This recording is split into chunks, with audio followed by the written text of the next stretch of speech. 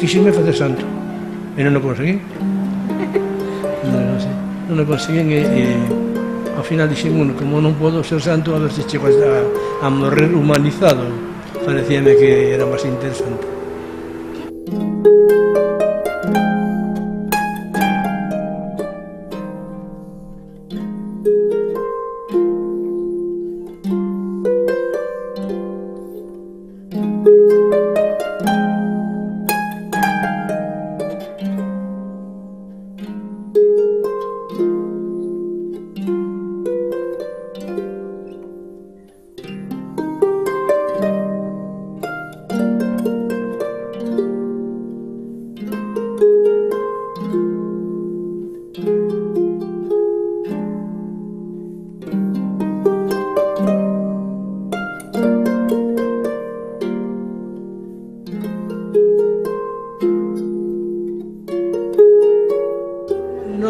Non entras no seminario, entrante.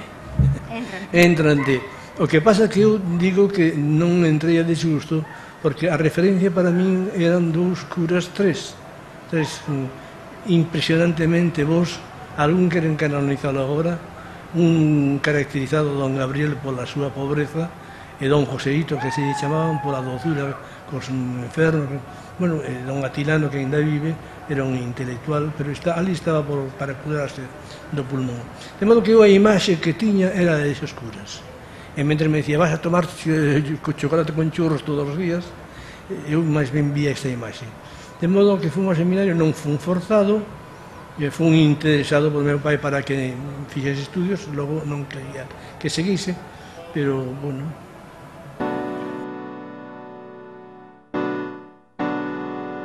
Habitualmente, sí, o meu caso non era ese porque meus pais tiñan posibles. Non é que foran ricachos, pero tiñan un hotel, tiñan posibilidades, e aprobei que logo me mandaron a Roma e a Salamanca pagando do seu peto, non? Digo do seu peto sin becas ningúnas, había moitas becas para pobres. Eu experimentei, pero fui un formador e profesor en seminario, que moitos estaban ali forzados porque sabían que ao día seguinte de ser cura tiñan casa propia, terras propias, familiares, non digo como regla general, pero con moita frecuencia. Galicia inteira, media Galicia, estivo no seminario dos intelectuales. Era unha oportunidade económica e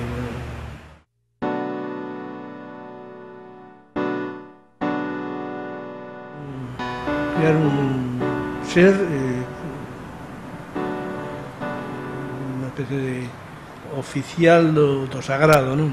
Entón, caracterízase para min nesa especie de tenda de campaña que che poñen nesa sotana, que hasta xogábamos ao fútbol con ela, que era moito, que había que vigar todas as noites, e logo toda unha serie de iniciación a exercicios de tipo espiritual, rezando a todas as horas, de modo que era, logo dándoche conciencia de que eras moi importante porque ibas a ser consagrado, iba a enche botar. Bueno, logo xa, claro, a xente vive que a chamán, etc. Había unha especie de imaxe de selecto, de consagrado, de apartado do mundo, non? Pois eu vivo dunha maneira tráxica, porque resulta que vou ao seminario e todo o mundo era franquista, pero meu pai, que ademais blasfemaba de vez en cando, e ás veces iba a acumular por Pascua Florida, meu pai era antifranquista, era republicano. Entón, quen ten a razón? Claro que o meu pai era un home forte, de temperamento, ese aspecto moi religioso. Logo, resulta que era moi fino religiosamente, pero as apariencias non. Pois claro, eu inclineime ao seminario, que era o que levaba a razón. O Papa decía, o mesmo, eu hasta que fume a Alemania, que a dereita alemana me axudou a ver as cousas, non houve as cousas. A viaxe a Roma, pois, aleccionoume bastante, vendo que realmente Roma é unha cousa moi curiosa, non? Desmitificas todo ese mundo de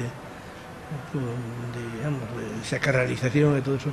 Pero ao ir a Alemania, hospedeime nun seminario, o rector era de dereitas, e, bueno, un bispo que fun con eran de dereitas, pero cando saiu o concordato de España, berraron dicindo que non había dereito e non comprendían o franquismo.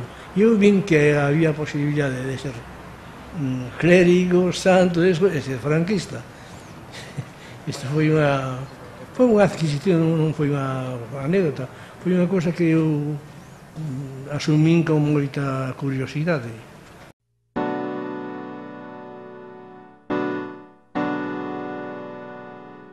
Bueno, a mí mandaron ao seminario antes que nada, 3 anos de educador, de profesor de non sei que cosas, e, bueno, pois foron 3 anos de efervescencia e de cambio, non? O que pasa é que eu quería ser cura de aldea non tanto, pois ten moito medo, pero sí de vila, non?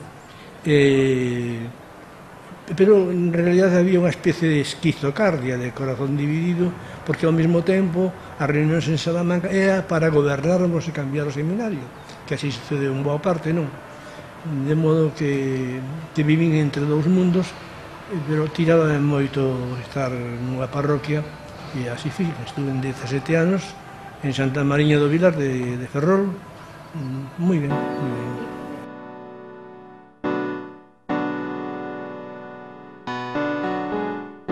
Sí, bueno, nos primeiros tempos era toda novidade, eu rompín con moitas cousas, é evidente que moitas non sonaron ben, por exemplo, o feito de que eu non fose aos enterros, e que ao enterro que viñan pois non permitise máis que un só cura. Eu permitía traer os que quixera, pero eu dicía, mira, por este morto chorei eu, e pasei a noite con el. Os que veñen, a que veñen?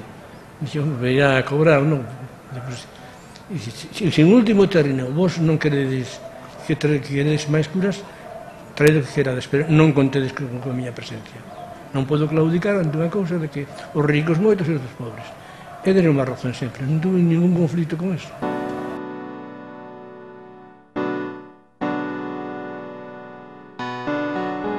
O da sexualidade teño obsesión, porque ademais é moi fácil, non? É moi fácil, digo moitas veces aos curas que fagan, coñen o altar, que o poñan no medio da nunha lateral, e incluso poden poñer nunha ladeira.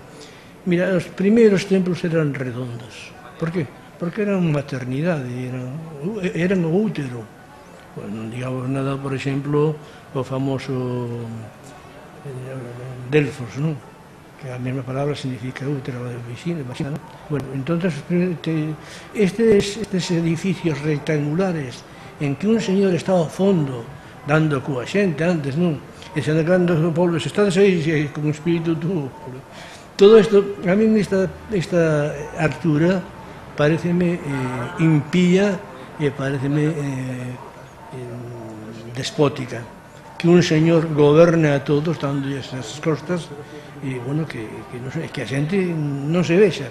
Entón, nas miñas viaxes para facer un novo templo, pues, parábame en moitos sitios e para ir coñecendo as cousas da modernidade en Europa, pois percibín que os curas que poñían en hemiciclo, pois resulta que falaban do beneficio, porque a xente víase a sí mesmo, o centro era non o cura co altar, sino a comunidade. De modo que foi un bo dato, sí.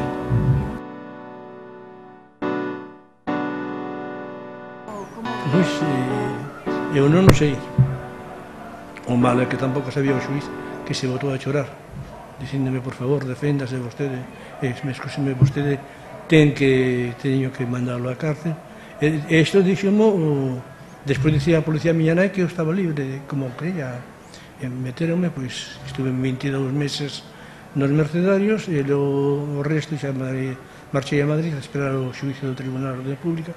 Eu creo que a realidade é que debeu de ser unha fotocopiadora ou algo así, pero o fondo é que os curas xa creáramos ali escola, e os curas eran bastante revoltosos, máis que a min, porque eu fui sempre polo camiño da liturgia, da reforma eclesiástica, e o clero de Ferrol estaba moi concienciado, non? E moi unido aos obreiros.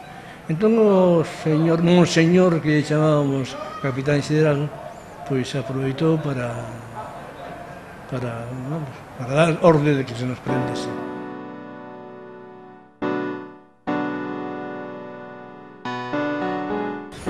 Eu, daquela, falo do ano 60, da década de 60, pois seguramente que aceptaría, ainda que tiña meus reparos, de aguantar un pouco o peso da virtude e esas cousas, a afectividade, non? Pero logo, pois houve un momento en que me fui decatando de que a política eclesiástica neso era abusiva, antidemocrática, que o povo tiña que elegir. Entón, se eu decía eso, tiña que ser radical. E dicir, se algunha vez me ves de bispo, cúspeme do resto, porque estou facendo o contrario ao que me manda a conciencia. Iso sí que é certo que o dixen moitas veces, porque me dicía, creo que estás lá, pois que me vayan borrando, non?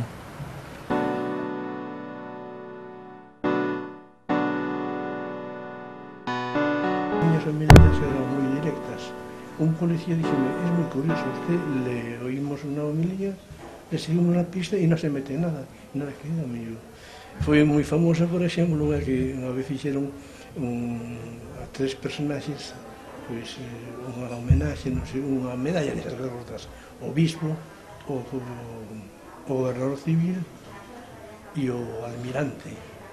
E unha misa dixen que, bueno, que non tiña nada contra estes señores, pero é grave que a Igrexa faga esta homenaxe ao clericalismo, ao militarismo e ao capitalismo.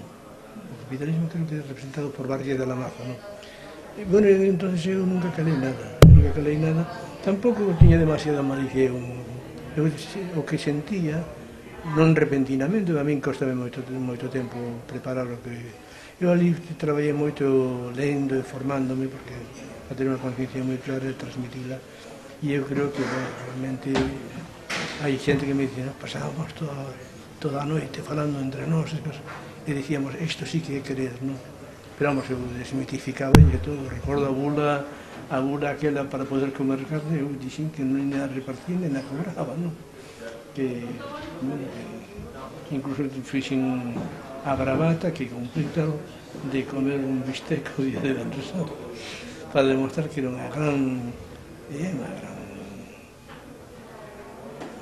cinismo, non?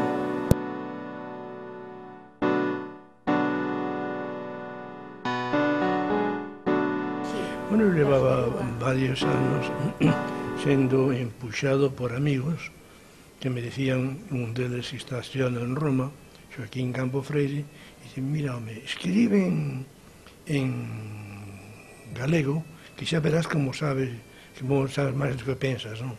Xa é o galego da infancia, familiar, e tiña razón. Por outra parte, había un señor moi metido en política de esquerda nacionalista que me decía, escribes en galego? Eu non sei, porque en Vigo lente moitos traballadores desa, como se chama, de Renault, non? Citroën. E se o facen en galego non vas perder clientes. Exactamente perdín, pero claro, xa a conciencia e miña lleva diante dos meus pasos, un pouco ir a Vilalba, topeime cos raíces, entre outras cousas, co famoso río Miño, que eu soñara de neno moitas veces de estar nas fontes, e maldito se non me costou moito traballo das ruínas.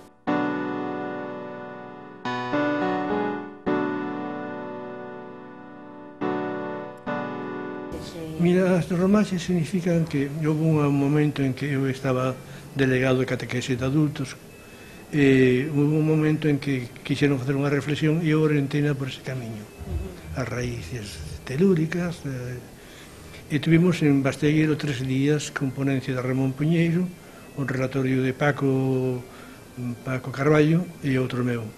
Entón a mí entroume a ansia de que se vivía demasiada fe crispada, non? Que había que facer algo de revolución lúdica, porque eu estou convencido que a festa é revolucionaria sempre, se é verdadeira festa.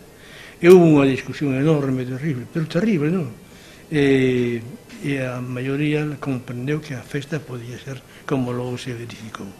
Ese foi en xuño do 68, e no verán estábamos bailando. E claro, a celebración é impresionante, van 5, 6 mil, 7 mil persoas, e viven unha experiencia algúns que chegan por primeira vez impresionante, non? De baile no medio da Eucaristía, de actuacións escénicas, un caso que prende, non?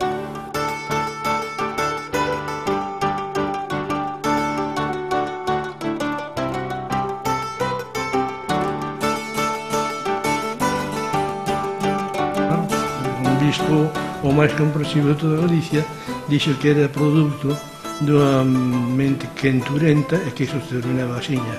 E por favor, debo soportado bien que o máis galeguista de Galicia, que tivo un lío con a señora de Vigo falando mal das Romas e dice, alto aí, señor bispo, unha de dereitas de dirigente, dice, eu estive nisso e non se pode falar así.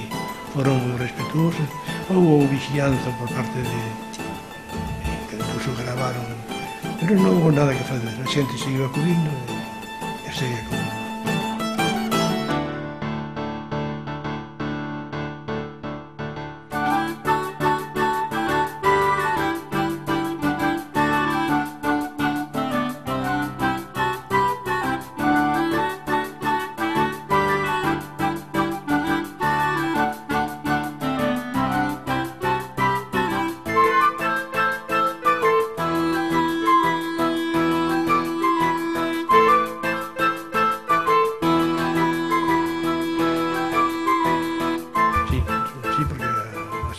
Non saín de ningún sitio na igrexa, non estou moi metido tampouco porque creo que hai cosas máis importantes que a igrexa, como poden ser que as comunidades máis bueno, que a igrexa non é única, pero é a miña ama de cría e acepto como tal, e a igrexa dá para atrás, claro.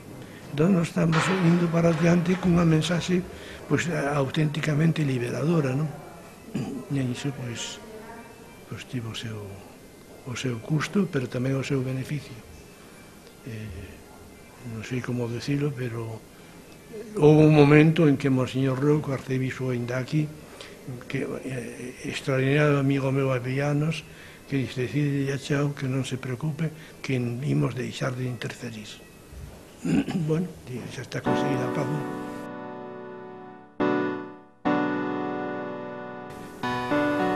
Un discurso dun vicario nunha reunión de amigos, de antigos alumnos, falou de min, acaba de publicar un libro, e falou dicindo cousas preciosas. E ao final dixo, claro que os bispos preguntan se ten fe. Sorprendeu-me que un obispo poida preguntar eso, en primeiro lugar porque eu teño fama de animal religioso, entre os curas, eso de crente, non? Non digo que sexa bo ni santo, digo crente, que sexa verdadeira ou falsa a crenza é o que me dá a min azos, vida, ao menos externamente, non? Entón son unha persoa que son moi crítico con toda a visión teolóxica da Igrexa, non? Sí que me preparo moitísimo, leo moitísimos libros para ver, ir sempre falando non de memoria, senón comunicándome coa xente. Vexo que teño o refrendo de todo un pobo que Santa Mariña, e de todo un pobo que Galicia, porque asiña, claro, o meu nome pasa a significar en irimia, antes en cruceiros, son o pai da criatura, o cal ten os seus inconvenientes, pero ten a vantaxe de que realmente estás metido no asunto. Souben sair dos chollos cando estorbaba xa, é dicir, cando había que dar relevo a novas cosas. Creo que foi un auténtico. Dubido moito que a xente que me coñece, os bispos eu creo que me respetan. De feito, nunca se meteron comigo, que xa curioso despois do que levo dito, senón mañá mesmo saio unha cousa, sabes? Eu creo que a xente sabe que teño fe. Discutible, eu nunca quero, recordo falando con moita xente, e bon, sendo así, vou che fazer caso a ti. Digo, mira, eu, por favor, non che pido que cambies de amo, sino que te liberes. Non tomes ninguna decisión precipitada, o que che acabo de dicir, podes remoelo, volverlo a falar. Entón, non fui un proselitista, fui, en cambio, pois, moi misioneiro, no sentido nobre da palabra, sen da tentar sentido, se fun a xente, e, bueno, creo que fun auténtico, non? Eu digo no libro que son transgresores. Certamente, a maior parte das leis non me interesan, das leis da Iglesia, non? Que condenan aos homosexuais, escribo un libro onde demostro que hai 3 grandes trampas no pensamento da Iglesia. 3 cousas que non sucederon. Por exemplo, a palabra coñecer din que bíblicamente significa ten carácter xenital. Bueno, pois eu podo dicir a vostede que o mellor tratadista da Biblia deste século, o señor Bullman, di que de cerca de 1000 veces que fala de coñecer, solamente 10 casos ten referencia xenital, por exemplo. E, bueno, así podía poñer exemplos de outras cousas, non? O celibato, bueno, o celibato, que me contas, pero por razóns económicas impúxose para que os fillos non herdasen e realmente non se cumpriu nunca ben e non foi forzoso hasta o século XII-XIII, non?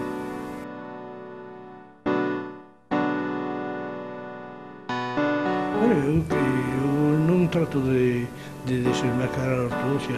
A mí o que me interesa que a Iglesia estea composta, eu chamo o catolicismo romano, porque a Iglesia tamén é protestante, que teñan unha conciencia clara de pertenza e que, bueno, pertenzan de xeito crítico, porque ou somos críticos ou somos cínicos. A conciencia ingenua máxica que decía Paulo Freire dura pouco tempo. Despois, se sigues adiante, podes facer crítico, pero iso obriga moito, e o habitual é que a xente se replegue e quede un cinismo pasable, non?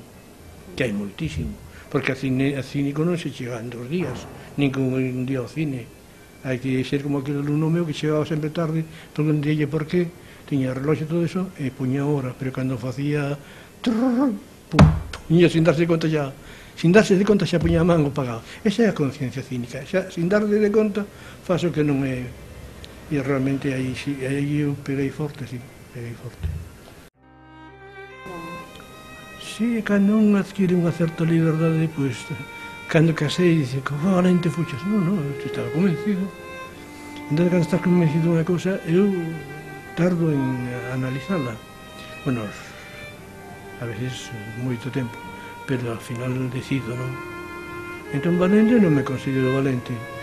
O que me considero é, pois, creo que teño moita capacidade para comunicación, escribindo mesmo, se me deixan escribir, se non che dan ese cachiño pequeno, pois tamén disfruto comunicándome. Creo que padezo de tenrura, tamén a recibo. Eu digo sempre que hai 3 cousas en mí. Primeira, o diñeiro. Sempre o desprecei, nunca cobrei nada, sempre fui un pobre, hasta que me enviou a administrasario.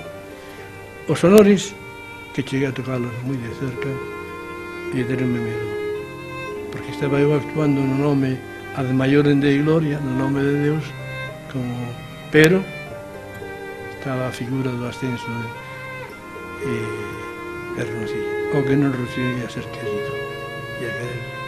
Eu son moi afectivo, entón, pois, aí me entrego totalmente. Creo que isto é o que me dá capacidade de traballo e o que me dá unha certa conexión co lector meu, digo meu porque hai xente que leve, non é lector meu, para chamarlle, como lle chamaba Santo Agostinho, corazón fraterno, os seus autores. Creo que sí, creo que teño amigos que non me coñecen de vista, pero que non me dein tal cousa. Penso, por iso me atopo a gusto aquí con vos, porque